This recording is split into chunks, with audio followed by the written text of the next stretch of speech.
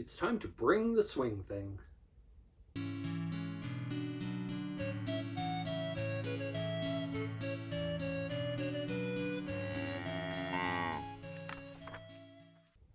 Hi everyone, I'm Jacob. I'm the CowHatLibrarian.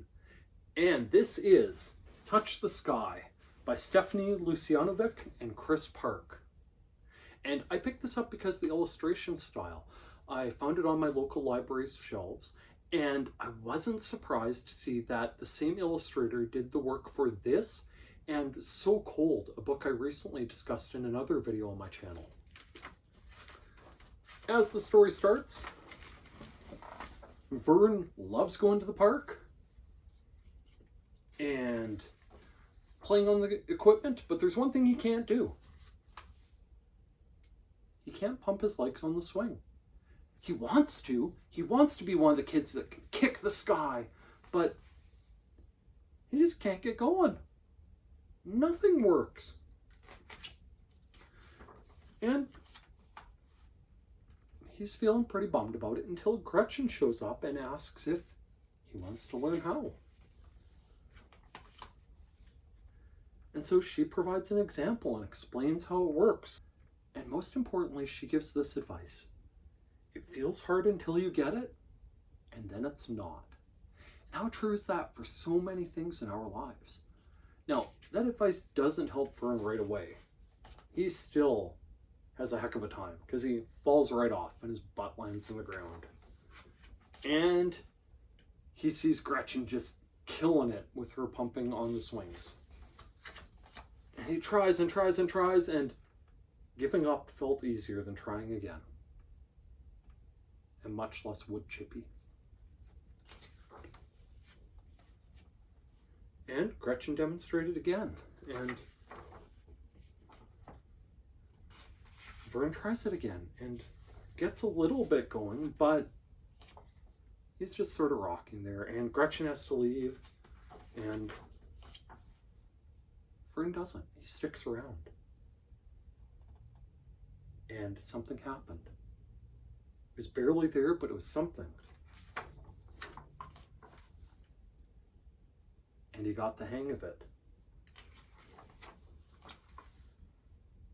And he was pumping his legs and swinging and kicking the sky.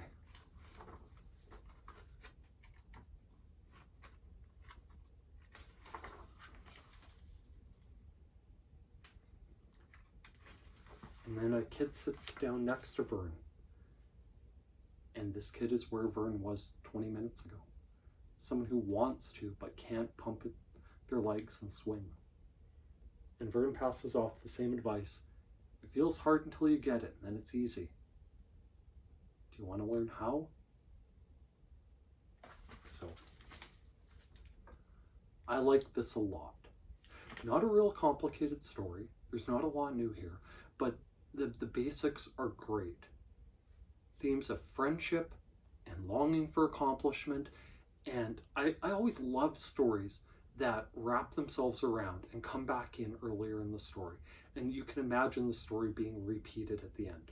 That was the case for It's a Tiger by David La Rochelle and Jeremy Tankard, my all-time favorite picture book.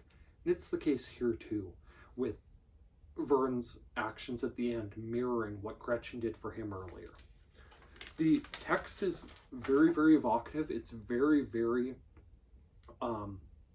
imaginative. And even without the pictures, I think you could appreciate the visuals being implied by them.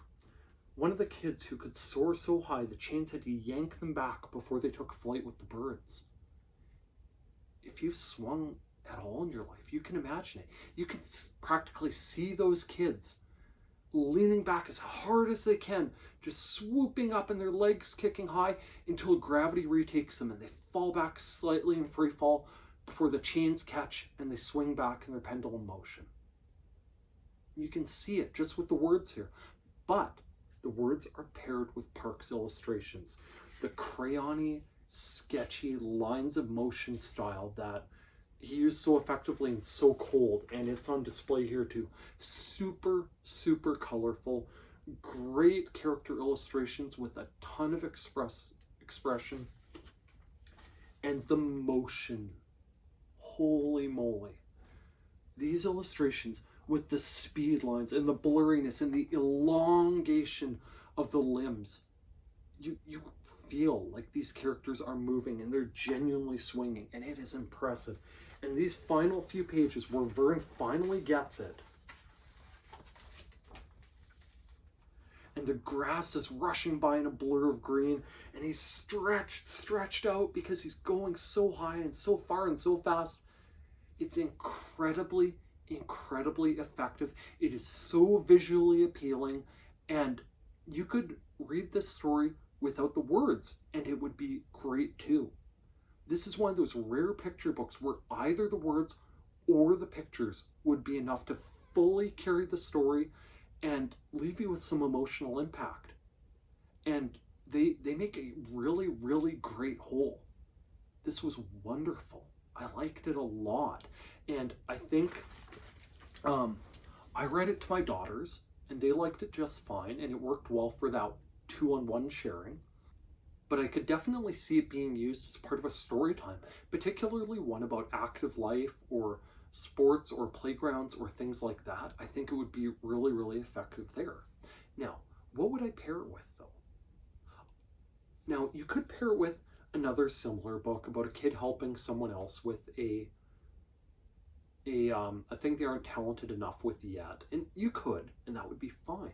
What I'd be tempted to do is pair it with some other crayon-y type art books and other books about friendship and helping people out, but not in the exact same way. I think I might be tempted to pair it with Matland, about the boy who moves around and he's in a new place and he doesn't have anything to do and it's gray and rainy, and he starts building a little world out of scraps from the construction site, and then a girl appears and she sort of helps out without talking to him, but just adding to his world he's creating. And then other kids coming in to help when there's a flood. And it was really great, and the art style was very unique. I might also be tempted to pair this with Umame, the book about the penguin who was sick of eating cold fish all the time and went on an adventure to find more interesting foods and bring them back to her friends. And I recently posted a video about it on this channel. So I'd be tempted to make a storytime trio out of the three of them, and I think it would work wonders. I liked it, I recommend it. Go borrow it from your public library. Well, I'm on that note. If you use and appreciate the services offered by your public library, why not take just 1 minute and tell the powers that be exactly that? Tell your mayor, tell a council member, tell your MP or MLA that you use and appreciate the services offered by your public library.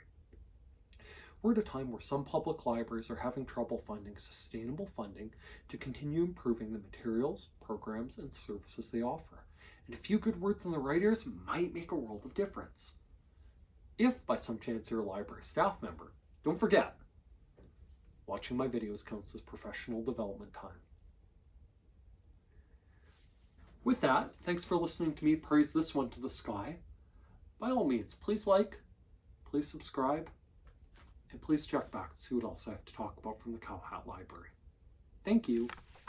Bye now.